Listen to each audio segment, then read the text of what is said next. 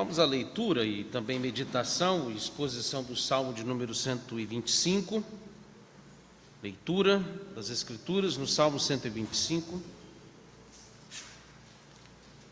Quando você estiver lendo esse Salmo, para que você se atente bem, penetre bem ao que nos está proposto na aplicação deste Salmo, você perceba que ele vai estar dividido em 4 partes. A gente pode dizer que ele está dividido em 4 sessões. A primeira sessão, ele fala da fidelidade de Deus com seu povo. A segunda sessão, ele nos fala da proteção pactual e espiritual de Deus ao seu povo. Ou seja, o verso 2, a primeira sessão é o verso 1. A segunda sessão, ele nos fala de Deus limitar o poder dos ímpios em favor do seu povo, é o verso 3. E a última sessão, ele fala de Deus responder às orações em favor do seu povo, responder à oração do salmista em favor do seu povo, ou também, se você preferir, como aqui está de uma forma bem coletiva, corporativa, Deus, ele recompensa as orações do seu povo, atendendo-as para manifestar sua justiça contra os ímpios. É os versos 4 e 5. Acompanhe a leitura das Escrituras, que nos diz assim: Cântico de romagem. Os que confiam no Senhor são como o monte Sião, que não se abala, firme para sempre. Como em redor de Jerusalém estão os montes, assim o Senhor em derredor do seu povo, desde agora e para sempre. O cetro dos ímpios não permanecerá sobre a sorte dos justos, porém, para que o justo não se estenda a mão à iniquidade. Faze o bem, Senhor, aos bons e aos retos de coração. Quanto aos que se desviam para sendas tortuosas, levá-lo-ás, o Senhor, juntamente com os malfeitores. Paz sobre Israel. Amém. O Salmo 125, ele é mais um, então, como vocês sabem, dos 15 hinos inspirados que fazem parte aqui dessa coletânea dos chamados cânticos dos degraus, ou, como também aqui o título nos sugere mais uma vez, chamados hinos ou cânticos ou salmos de romagem. Essa expressão, bom a gente refrisar mais uma vez, a expressão romagem, ainda que no contexto latino, é usado para se referir ao caminho que leva a Roma, não sei se vocês sabem disso, né? Então, considerando que a nossa tradução, mesmo sendo uma tradução que essa versão preserva ao máximo o original do texto hebraico, mas a expressão romagem, na verdade, ela vem já de origem latina. É uma expressão que é usada após a Igreja Antiga, entre final do período patrístico até depois aí o início da Idade Média, quando os títulos eles começam já a ser influenciados das referências dos textos bíblicos a partir da versão Vulgata. Então, essa expressão romagem, a priori ela não está errada, mas ela, como vocês sabem, ou como eu estou dizendo aqui, ela tem sua origem dentro desse contexto latino-cristão. Latino que eu falo por causa do latim, tá? Não é por causa da América Latina, tá bom? Mas essa expressão romagem, na verdade, ela está nos indicando a ideia de peregrinação. Esse é o sentido original, certo? Então, quando fala cânticos de romagem, é porque esses 15 salmos, eles nos remetem a todos os hinos, ou essa pequena coletânea de hinos que eram cantados, são hinos que marcaram os peregrinos que saíam das suas casas, das suas cidades, das suas terras, suas propriedades, e eles chegavam a um certo ponto que todas as 12 tribos se encontravam num lugar, e esse caminho dava, na verdade, para Jerusalém. Então não é nem para Roma, é para Jerusalém. Jerusalém, a sede, a capital do reino de Israel. E mesmo depois do exílio, porque é onde se concentrou também a continuidade dessas romagens, ou dessas peregrinações, porque a intenção era ir para a cidade onde estava o templo. Depois da construção do templo por Salomão, o primeiro templo, depois da sua reconstrução, o segundo templo, Neemias e Esdras, e uma terceira grande reforma que foi feita nesse grande para ampliar esse templo, a edificação, torná-la mais suntuosa, com Herodes. Mas esse é o local onde geograficamente se diz aqui ser a habitação do Senhor, o local onde todo o povo de Israel se reunia, eles iam adorar ao Senhor, onde estavam ali para a celebração das 3 principais festas anuais do povo de Israel: a Páscoa, os pães asmos e a festa dos tabernáculos. Ou seja, no que nós temos aqui, na verdade, provavelmente, ou não, melhor dizendo, com certeza, o nosso Senhor Jesus, quando Lucas nos relata aquele episódio em que ele, entre aspas, foi perdido ali no local da celebração ali do templo, ele depois foi encontrado com os doutores da lei, os escribas, alguns dos principais sacerdotes, aos 12 anos de idade, recitando e provocando um grande espanto por parte daqueles doutores da lei, quando Jesus estava falando para eles da lei de cor, de cabeça, e falando com graça e sabedoria.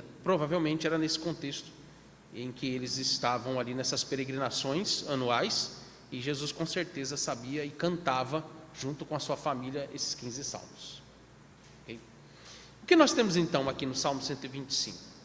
O que nós podemos observar se nós pegarmos aqui todos esses salmos até esse momento, até aqui o Salmo 124, e aqui inclui o Salmo 125, o que nós percebemos em comum é que todos esses 15 hinos, eles nos levam ao contexto de situações de perigo, de tribulação. O que eles têm em comum é que esses hinos nos remetem à retratação, ou à recordação, rememoração da proteção, do cuidado de Deus sobre a vida de todo este povo, quando eles tinham que passar pelas estradas, principalmente as estradas mais perigosas, ali na região de Israel, para que eles pudessem chegar até Jerusalém.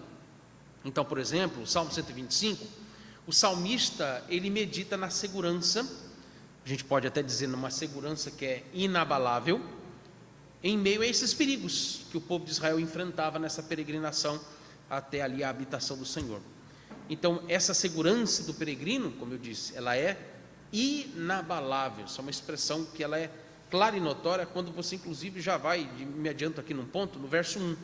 Dá uma olhadinha no verso 1. Você já percebe que o tema desse salmo é sobre isso. Quando o verso 1 diz: os que confiam no Senhor são como o monte Sião, que não se abala. Alguma tradução diz permanece para sempre. Eu acho que deve ser a nossa. A tradução que eu estou usando, ela diz está firme para sempre, ou permanecer, ou estar firme para sempre. Ou seja, repito, o Salmo 125 é uma meditação sobre a segurança inabalável do crente em meio a essas circunstâncias de tribulação, adversidades, perigos dos mais diversos que nós corremos. Portanto, esse salmo, meus irmãos, ele nos ensina qual que é o fundamento dessa segurança que o crente ele tem. Veja bem como eu estou dizendo isso. O crente ele tem, talvez em meio a circunstâncias de situação de desespero, e até podemos usar a expressão abalos emocionais, fica às vezes meio que distante, né? Acreditar que de alguma maneira nós temos uma segurança inabalável. Como é que pode isso? Mas o ponto é esse que o Salmo está nos mostrando com toda a clareza das palavras que estão aqui. Nós temos aqui esse Salmo nos dizendo, nos lembrando, afirmando que o verdadeiro crente, ele tem uma segurança inabalável no Senhor. E aqui nós temos o fundamento dessa segurança inabalável. Veja que, na verdade, esse Salmo vai nos mostrar que a nossa segurança, ela é inabalável porque ela não está alicerçada no nosso desempenho ou nos nossos esforços com respeito à busca dessa segurança. Mas, na verdade, ela está na fidelidade de Deus, com base na sua aliança, com base no pacto que Deus fez com o seu povo. Então, percebam um outro ponto importante aqui no contexto desse salmo, porque o contexto desse salmo nos remete, mais uma vez, à ideia de pacto. Esse é um salmo pactual. Mais claramente, percebemos aqui na linguagem do salmo, ainda que ele não vá usar essa palavra pacto, mas você percebe a maneira como o salmista está meditando nessa relação que Deus tem com o seu povo, de dar a esse povo uma segurança inabalável nele, de uma forma pactual, por meio de aliança, por meio de promessas. Promessas é que se destaca nesse conceito de aliança aqui nesse salmo. Então, o que nós podemos verificar quando a gente olha para o Salmo 125, e eu já até anunciei aqui antes da leitura, ele está dividido em 4 partes ou em 4 sessões. Vamos rememorar essas 4 partes. A primeira parte, ou a primeira sessão, ela fala da segurança inabalável do verdadeiro crente ou do povo de Israel, porque eles confiam no Senhor. Está bem simples isso no verso 1 para vocês. A segunda parte, ela fala sobre a segurança inabalável por causa da proteção permanente do Senhor, é o verso 2. Não sei se o texto bíblico está ali. Ótimo, pode manter o texto ali, porque vocês vão identificando a partir dos versos, ou pode ver na sua Bíblia. Terceira seção é o verso de número 3. Quando o verso 3 nos mostra que a segurança inabalável que o crente tem é porque Deus limita o poder dos ímpios. Rapidamente, me adianto num ponto. Não estamos isentos de sofrer as opressões dos ímpios. As sofremos constantemente na história, ora em menos medida, ora em mais medida. O tempo todo nós estamos sofrendo essas opressões e perseguições. Mas o que Deus nos promete é limitar o poder dos ímpios como demonstração clara da preservação dessa segurança inabalável no crente. E a quarta e última seção, que são os versos 4 e 5, ele nos fala de uma segurança inabalável que é fundamentada no fato de Deus ouvir ou recompensar a oração do justo, fazendo justiça em favor deles, ou em favor dos justos, da igreja, de um modo geral. Primeiro ponto, então, verso 1. Verso 1 nos fala de uma segurança inabalável, que é sustentada pela confiança que o peregrino tem em Deus. Que diz: os que confiam no Senhor são como o monte Sião, que não se abala, firme está para sempre. Primeira coisa, a intenção do salmista aqui é mostrar que essa confiança no Senhor, ela é como uma marca indistintiva do caráter do povo de Deus. Ou seja, uma das coisas que vai diferenciar o crente, o povo de Deus, a igreja, de demais e qualquer outro grupo ou segmento social que possa existir na face da terra, é que eles têm uma marca que os ímpios, os incrédulos e os descrentes não têm. Eles possuem uma segurança que é inabalável, porque eles confiam no Senhor. Então isso tem a ver com o caráter ou a índole do crente, uma confiança inabalável. Ou seja, eles não são apenas salvos pela fé, mas uma das coisas fantásticas que esse texto está nos mostrando é que eles também vivem pela fé. O Romanos capítulo 1, verso 16, verso 17 deixa inclusive isso claro, né? O justo não apenas recebe a fé, mas ele viverá por fé. Segundo aspecto que você precisa ter em mente é que o salmista ele está usando uma imagem, uma metáfora aqui, para mostrar que essa fé, ou essa confiança, ela é uma questão de caráter. Ele, por exemplo, vai falar que os crentes eles são como o monte Sião, que não se abala, mas permanece para sempre. Essa expressão, quando ele usa essa imagem, ele traz novamente essa visualização dos montes como uma proteção natural. Os montes, você vai ver isso no verso 2, principalmente, mas aqui no verso 1, a ideia de que os montes estão ao redor da cidade e elas dão proteção natural à cidade. Mas aqui tem um monte especial. O Monte Sião é um monte especial porque se trata do monte onde foi construído a habitação de Deus.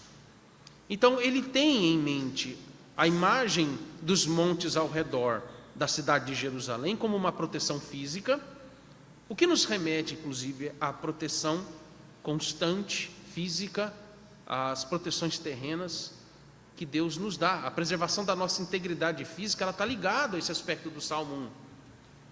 Assim como os montes que estão ao redor de Jerusalém dão proteção natural à cidade, Deus também nos concede proteção física. Deus também, a gente está, se me permita como exemplo, que está bem notório a nós nesses últimos dias, os riscos que o pastor Arnóbio correu, talvez ainda em alguma medida corra, por causa da sua saúde. Uma asma que o levou à UTI, e a sua saturação chegou a 34, ele quase morreu. E o Senhor lhe deu proteção física. Então percebam que o Salmo está nos mostrando todos os meios que Deus também usa, com os meios ordinários e naturais, para esse tipo de proteção. Deus dá esse tipo de proteção a nós o tempo todo, e muitas vezes a gente nem percebe. Mas o ponto, irmãos, o salmista ele volta os seus olhos não para apenas o que está ao redor da cidade como uma proteção natural. Mas o salmista volta os seus olhos a uma proteção especial num monte que também ele simboliza essa proteção especial, que é o Monte Sião, ou seja, o monte onde está a habitação do Senhor. A habitação do Senhor no meio do seu povo, ela é permanente, ela é para sempre. Então aqui ele também nos remete a uma proteção que ela não é apenas física, até porque nós corremos muitos riscos e perigos com respeito à nossa integridade física, e que elas, inclusive, alguma delas pode nos levar à morte física. Nós não estamos isentos disso, já que o apóstolo Paulo em Romanos capítulo 8 vai falar que todos os dias nós somos entregues ao matadouro como ovelhas que estão prestes a serem mortas. A qualquer dia isso pode acontecer.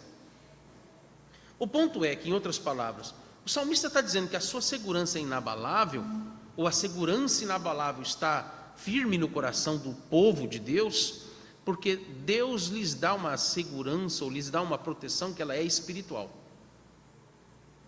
E aí entramos no verso 2, porque o verso 2 nos fala de uma segurança que ela é sustentada por causa dessa proteção espiritual, ou pactual, que o Senhor dá ao seu povo. Olha o verso 2.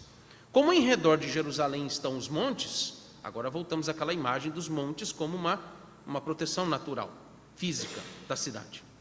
Assim o Senhor, agora há uma proteção que é espiritual, assim o Senhor em derredor do seu povo, desde agora e para sempre.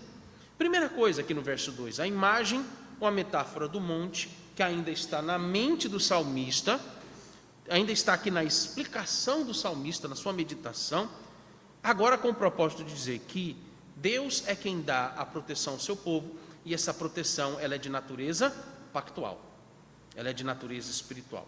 Segundo aspecto, veja a dinâmica dessa imagem, olhe como que ela é grandiosa novamente, olha como que ela é esplêndida no coração do salmista, como que ele se alegra, se maravilha e se espanta positivamente com isso, quando essa imagem indica que os montes, ainda que seja uma proteção natural que abraça toda a cidade, a ideia dos montes ao redor da cidade é como que os montes abraçando a cidade, servindo como um escudo natural, uma proteção quase que 100%, quase que permitindo que a cidade ela se torne uma cidade intransponível, inabalável, ninguém pode penetrar as suas muralhas naturais. Da mesma forma que Deus protege o seu povo como quem está os abraçando. Talvez aqui para as crianças, pelo menos as que gostam de assistir filme de super-herói, né? Não sei, a imagem que me veio à mente agora foi essa. Vou usá-la, mas se tiver outra eu uso aqui também. Assim como aqueles super-heróis que têm aqueles poderes, é claro que isso tem a ver com uma realidade que ela é fantasiosa, né? E super-heróis geralmente, eles não têm poderes apenas para atacar, eles têm poderes para defender as pessoas. E há aqueles super-heróis que eles criam escudos, né? Para proteger as pessoas de algum tipo de perigo iminente. A ideia é mais ou menos essa, se me permite a simploriedade aqui do exemplo, mas a ideia é também como que a de imaginemos um homem que para proteger os seus filhos, ou também a sua esposa, em meio a uma situação que envolve tiroteio, o que ele faz? Se ele for homem de verdade, o que ele faz? Ele usa o próprio corpo como escudo para proteger os seus filhos, e também a sua esposa. Então ele está disposto a servir-se de escudo para a defesa. A ideia é como é que um homem faz? Ou também até a mãe, né? Em umas circunstâncias que só está a mãe com seus filhos, abraça e impõe o corpo sobre eles para que nada aconteça.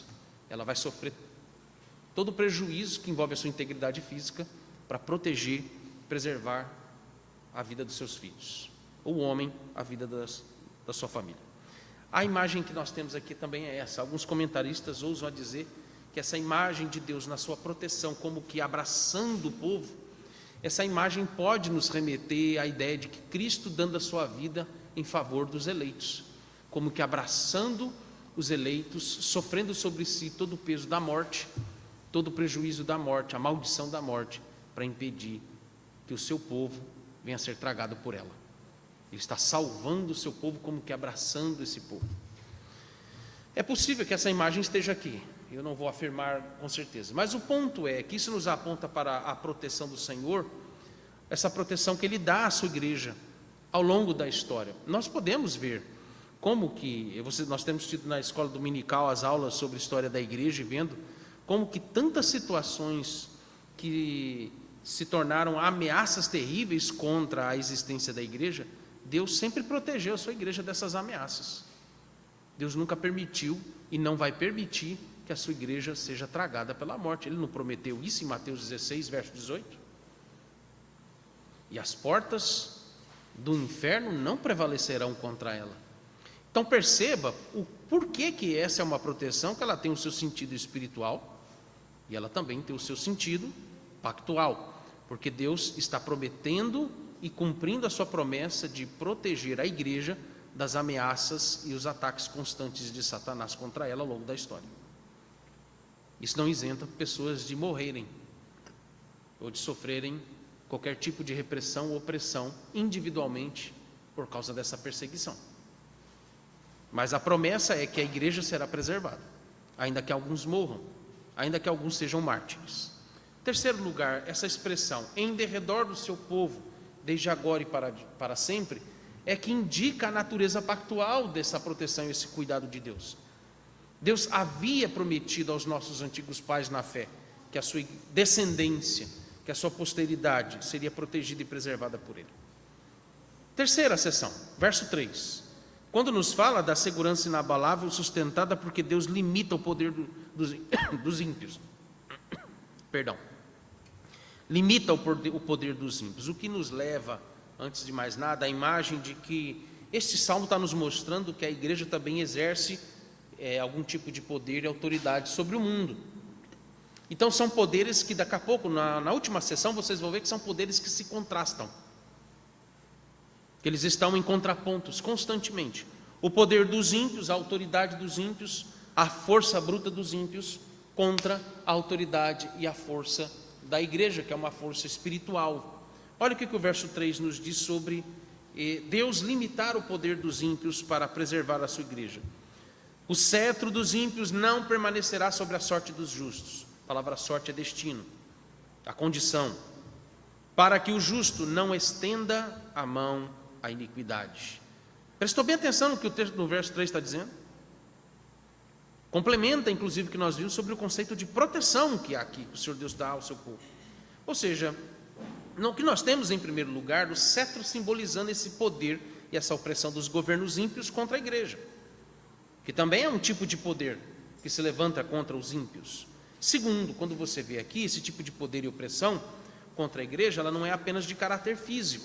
Por que não é de caráter físico? Olha novamente a última parte do verso 3. Por que Deus ele impede que o cetro dos ímpios se imponham sobre os justos, domínio sobre os justos? Ele vai dizer, para que o justo não estenda a mão à iniquidade. O que isso significa aqui? Que a principal de todas as opressões que a igreja sofre, ela é de natureza espiritual.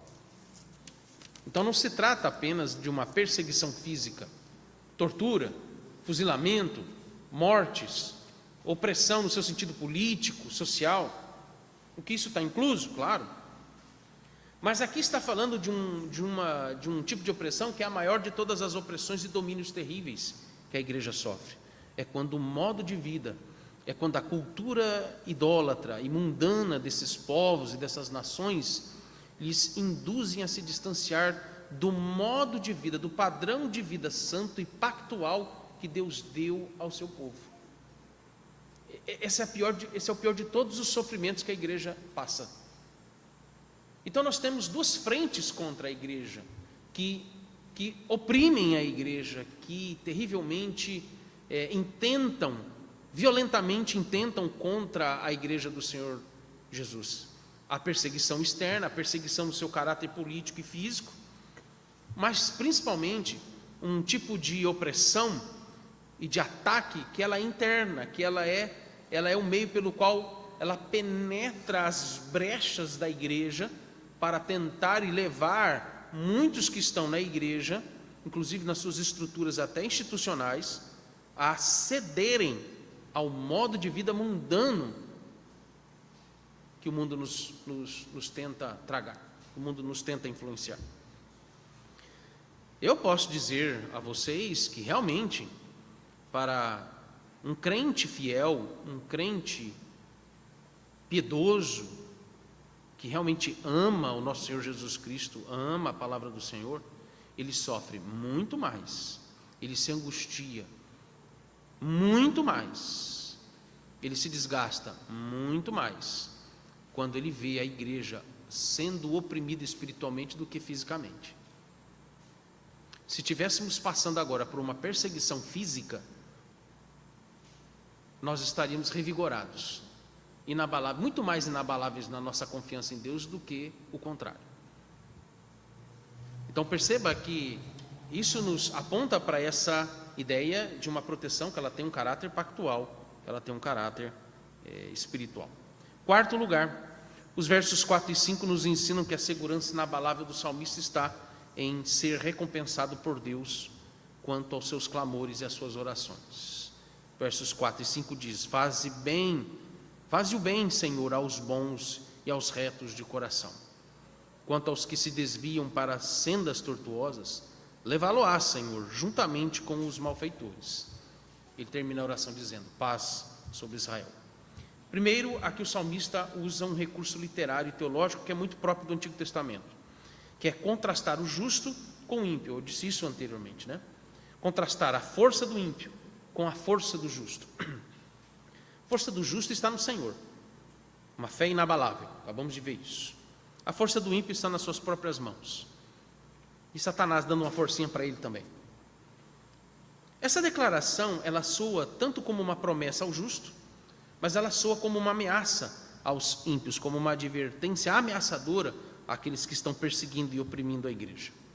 Em segundo lugar, eu quero que você também perceba que a promessa, ela é alimentada no coração do justo através da oração. Aí eu quero que você perceba a importância da oração nesse contexto. E é bem provável que o Salmo, inclusive este Salmo, ele tenha sido escrito no período 100 anos antes, em que houve a restauração parcial dos judeus, grande parte dos judeus que retornaram para as suas terras, terra de Judá, retornaram para Jerusalém. O que aconteceu, provavelmente essa oração tenha sido escrita mais ou menos no ano 530 ou 536 a.C., e essa oração ela se cumpriu, pode-se assim dizer, 100 anos depois, lá para o ano 440, 430 ou algo assim, quando houve reformas estruturais e também reformas espirituais em Jerusalém com Esdras e Neemias. O salmista escreveu esse salmo orando para que o Senhor trouxesse uma grande reforma espiritual ao coração do povo de Israel, que restou apenas na tribo de Judá e alguns restolhos da tribo de Benjamim. E o Senhor cumpriu essa promessa, ele atendeu a oração do justo. Ele fala dessa promessa em se cumprir, em Deus atender essa oração antes mesmo dela ser concretizada. Ou seja, o salmista, ele havia orado para que Deus restaurasse Jerusalém da sua terrível ruína física e principalmente espiritual, em um tempo em que Deus apenas olhava do céu e ouvia a oração e os clamores destes homens, mulheres, 100 anos mais tarde, quando ela foi se cumprir. Em terceiro lugar, eu quero que você também se atente que nós temos uma declaração final a respeito da condição de Israel, ou da igreja. Eles estão em paz, eles desejam paz e eles estão em paz. Em outras palavras, vamos definir bem essa expressão. A expressão paz, em primeiro lugar, ela nos remete à bênção de pertencer ao povo da aliança. O que nos traz conforto e consolo é podermos ser parte de um povo, ser parte de um grupo de pessoas onde nós servimos ao mesmo Deus, estamos estabelecidos com os mesmos propósitos, seguimos um mesmo padrão de vida. Em todos esses aspectos, isso nos torna pessoas em que nós podemos encontrar conforto uns com os outros. Eu não estou sozinho. Por isso que a igreja, ela ganha destaque nas expressões como elas estão aqui no plural, e principalmente quando se refere ao povo de Deus. Quem está em paz? Israel, é a igreja, todo o povo de Deus. Por outro lado, e também quando nos remete a essa paz, em que quando ela se manifesta de forma individual em cada um, mas elas se coadunam, né? É a mesma paz. É uma paz interior, que não é aqui a ausência de conflitos, não é a ausência de perseguição, não é a ausência de opressão externa, mas se trata de desfrutar de uma paz que diz respeito à sua comunhão, à sua reconciliação com Deus por meio de Cristo Jesus. Para nossa aplicação, em primeiro lugar, eu quero que você considere a seguinte reflexão, a seguinte pergunta.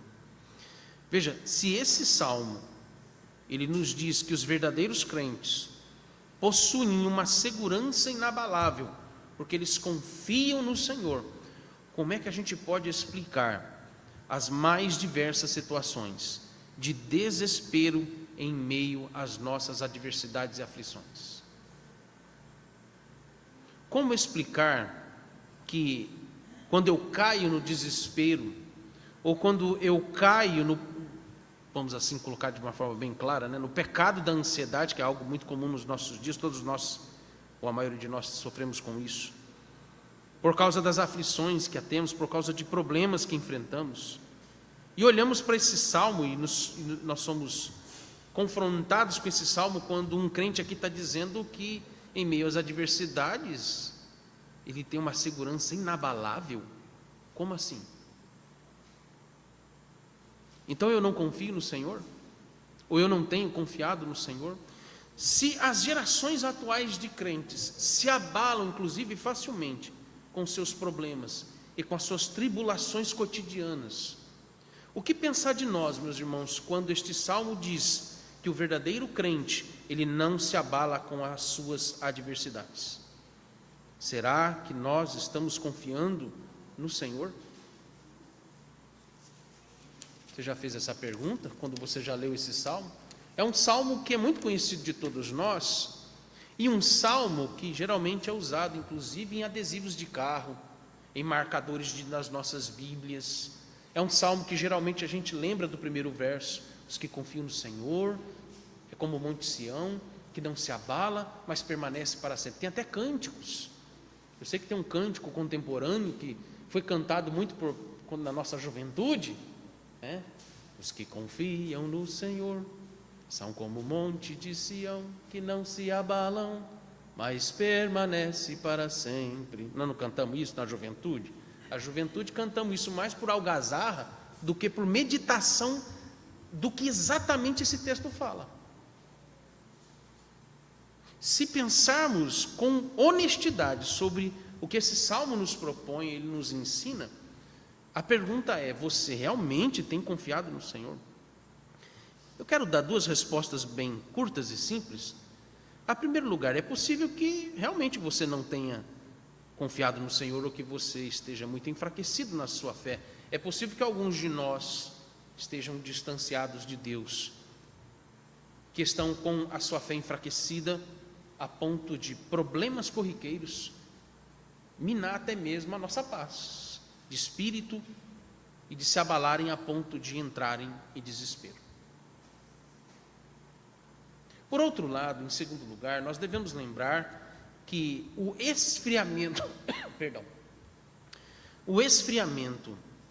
ou o enfraquecimento da nossa fé é uma realidade ao qual nós estamos sujeitos o tempo todo. Se olharmos para as Escrituras, eu mencionei isso no sermão de domingo à noite, você vai ver que as Escrituras, ela não foca na força e no desempenho das pessoas que ela menciona, a história dos homens que ela menciona, mas ela foca em como a graça de Deus as preservou, inclusive de terem a sua fé abalada. Se abalaram emocionalmente, alguns ou muitos deles se abalaram, se esfriaram. Quem poderia dizer que aquele homem chamado Israel, o pai das 12 tribos do povo de Deus, Jacó, ele passou 20 anos da sua vida sem buscar a presença do Senhor, enquanto estava na casa do seu tio Labão, que era um idólatra? Quem poderia dizer que ao longo de 20 anos da sua vida, os nossos irmãos, o casal Isaac e Rebeca, oraram e clamaram ao Senhor para que Deus lhe desse o filho da promessa. Mas depois que eles dois nasceram, eles fraquejaram na fé. Nós vemos isso na história da família deles. Passaram mais tempo com a sua fé estremecida, abalada de tempos em tempos, do que firme como eles estavam no início do seu casamento, 20 anos orando e clamando ao Senhor para que Deus curasse a esterilidade de Rebeca e desse filhos a ela.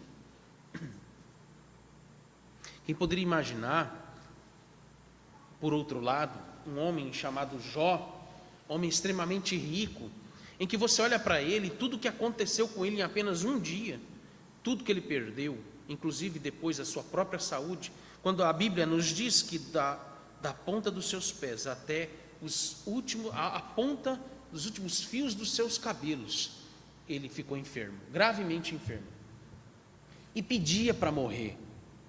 Ele pedia para morrer, porque talvez a morte amenizasse o seu sofrimento.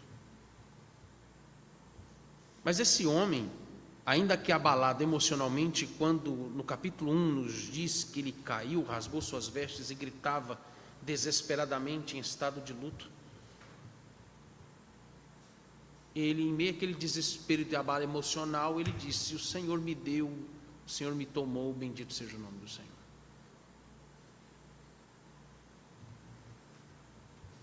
Por isso que nós devemos aqui lembrar de que este salmo, o que ele está nos dizendo? Que a nossa segurança não está alicerçada no nosso desempenho ou esforços pessoais, humanos. Nós, apesar de nos abalar emocionalmente, psicologicamente, a ponto de ter que tomar remédios para voltar em si novamente, mas o que nos mantém ainda com a nossa fé inabalável é a fidelidade de Deus com base na sua aliança.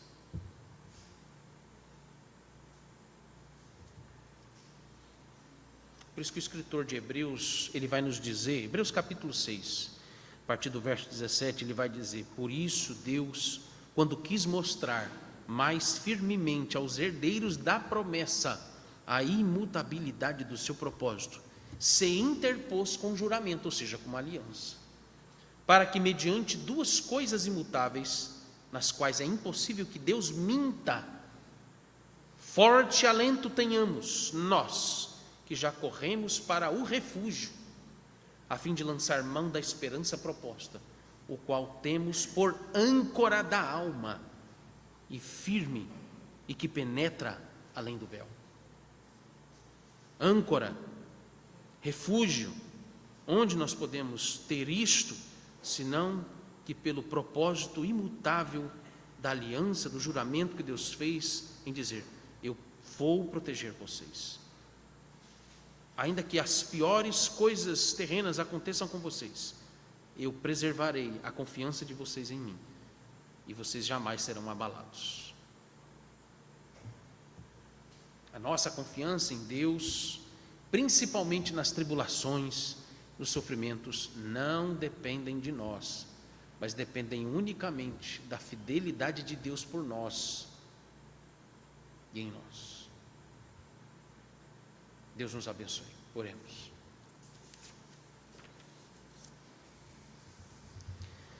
Deus de graça e misericórdia, a tua palavra sempre é eficaz, certeira, ao revelar as nossas fraquezas, fragilidades, a nossa impotência e os nossos pecados contra ti. Mas ela também é eficaz em nos guiar para o teu trono de graça e fazer-nos receber de ti consolo, receber de ti o remédio para a nossa alma, especialmente em tempos difíceis de tribulação, e principalmente quando a nossa condição humana, ela está à beira, ó Deus, do desespero. O que nos torna, ó Deus, iscas fáceis para cairmos no fraquejamento, Deus, na nossa confiança em ti, e nos precipitar, nos fazer pecar, nos distanciar do Senhor e da tua palavra. Por isso nós admitimos que muitas vezes, ou constantemente, nós somos tomados desses grandes assombros, abalos e pavores do nosso coração, porque nós estamos realmente enfraquecidos. Estamos e fomos encontrados por Ti esmorecidos, distantes de Ti. A nossa fé por vezes, ó Deus, esmurece ainda que ela não é retirada de nós. Por isso nós Te pedimos que nestes dias de obscuridade da alma, sejamos lembrados, ó Deus, de que é o Senhor quem sustenta a nossa fé.